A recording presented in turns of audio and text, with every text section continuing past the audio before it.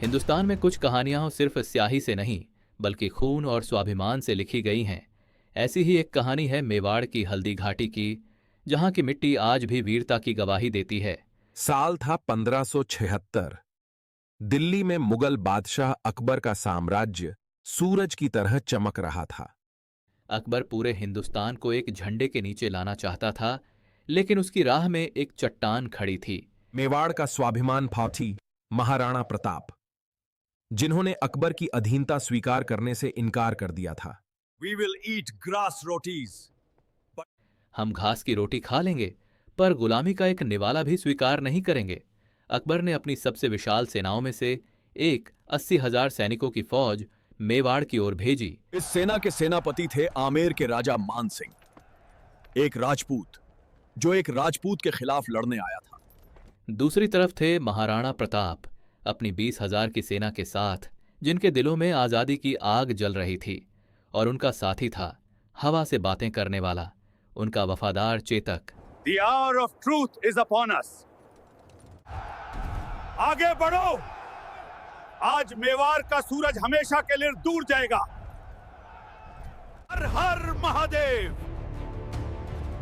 It is time to save the honor of Mewar.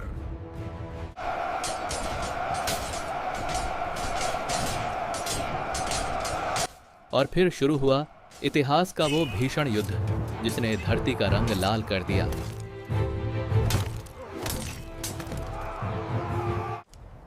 Pratap की भीड़ सेना ने मुगलों पर कहर बरसा दिया।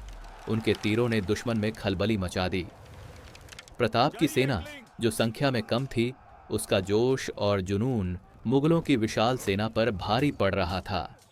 लाइन बनाए रखो, पीछे मत हटो, कयारों। प्रताप की सेना का नेतृत्व कर रहे थे हकीम खान सूर, जिनकी तलवार ने मुगलों में खौफ पैदा कर दिया था। और अरावली के ये बेटे भील योद्धा अपने तीरों से दुश्मनों के लिए काल बन गए थे। ये क्या हो रहा है? हमारी सेना पीछे क्यों हट रही है? इन्हें रोको। Where is he, the one who betrayed his motherland? Today he will be held accountable. इस युद्ध में ग्वालियर के रामशाह तंवर जैसे कई वीरों ने अपने पूरे परिवार के साथ मातृभूमि के लिए बलिदान दे दिया। मार्ग खाली करो, आज न्याय होगा।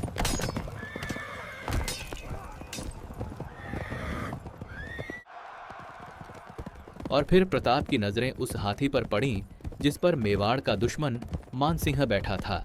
इतिहास ने ऐसा दृश्य पहले कभी नहीं देखा था। एक घोड़ा एक विशाल हाथी के मस्तक पर चढ़ गया था। मानसिंह का भाग्य उनके साथ था, वो बच गया, लेकिन उसका महावत मारा गया। पर इस हमले की कीमत भारी पड़ी। वफादार चेतक का पैर बुरी तरह जख्मी हो गया।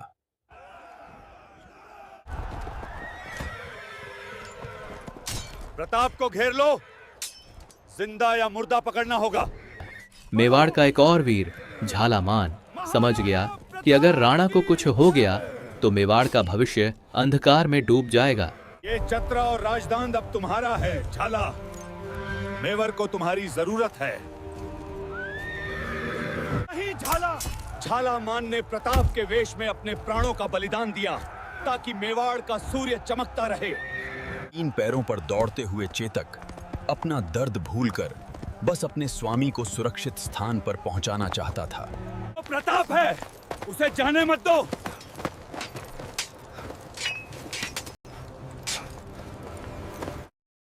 सामने एक ऐसी बाधा थी जिसे पार करना असंभव लग रहा था।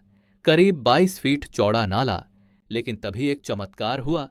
प्रताप के बिछड़े हुए भाई शक्ति सिंह ने दुश्मनों को मारकर अपने भाई की रक्षा की। उसने अपने मालिक को बचा लिया, लेकिन वो खुद हमेशा के लिए गिरने वाला था। चेतक, मेरे भाई, आंखें खोलो, तुम मुझे छोड़कर नहीं जा सकते। उस वफादार जानवर ने अपना जीवन त्याग दिया। उस दिन प्रताप युद्ध नहीं हारे थे, उन्होंने अपना सबसे अनमोल साथी खो दिया था।